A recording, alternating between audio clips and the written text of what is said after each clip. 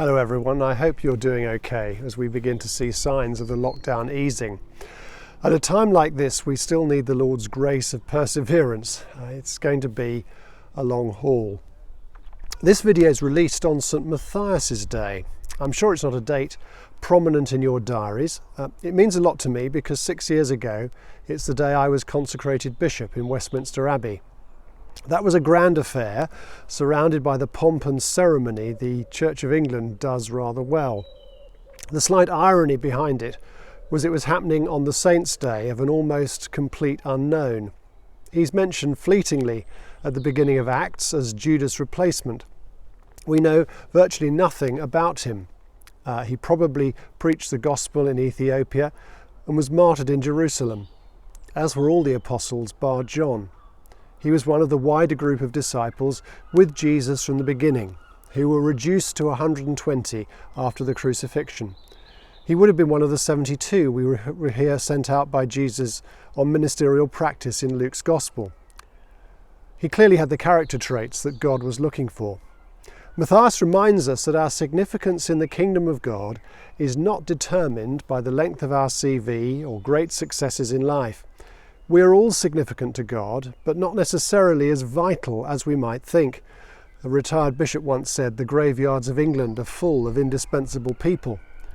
The kingdom of God that Jesus modelled and preached seemed to turn conventional wisdom and values on its head. Jesus said, "The first shall be last and the last shall be first."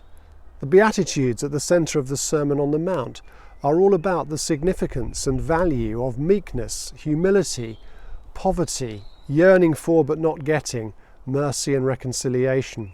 From our culture's perspective, that so values fame, doing it my way, status and greed, they seem completely counterintuitive.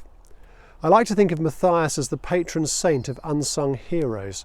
He doesn't officially seem to be the patron of many things, although I did discover that his alleged ability to abstain from legitimate pleasures in order to control his lower passions has made him the patron saint of alcoholics.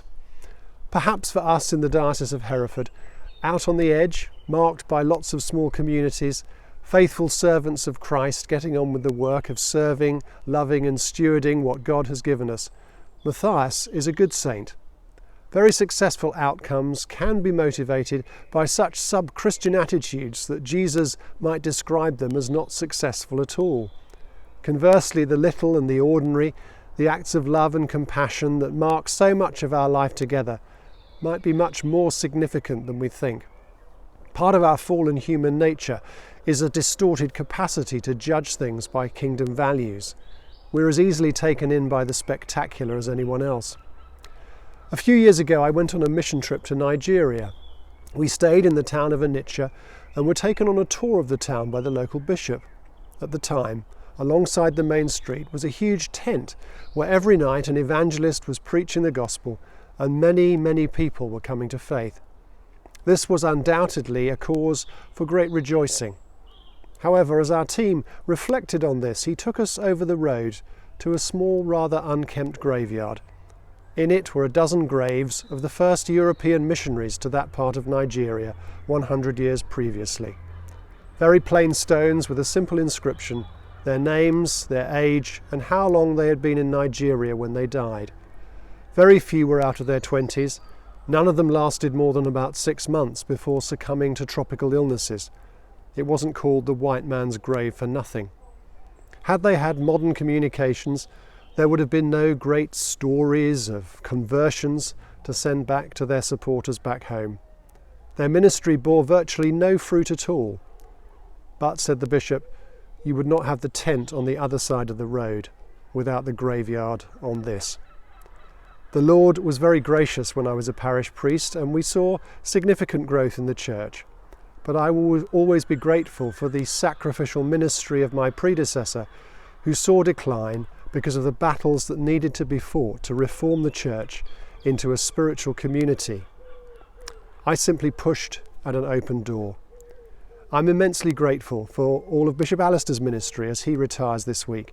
He too leaves a legacy of good appointments, missional energy, and a culture of proclaiming the gospel. In the kingdom, God sometimes blesses us with outward success and sometimes calls us to perseverance and faithfulness without obvious fruit. Survival can actually be great victory. A small church is not necessarily a failed large church. So on St. Matthias Day, I want to thank the unsung heroes of our diocese, those of you who work week after week to sustain the life of the church, those of you who in humility would not describe what you do as very important or significant, but about whom I suspect Jesus might have a very different opinion. The lasting fruit may well be for others to enjoy. We all will probably be forgotten in time, but what we do in faith is never forgotten by the Lord. Our deeds do indeed follow us to glory. Have a great week, and may God bless you in the faithful acts of love and obedience that are the manifestation of the Spirit in your life.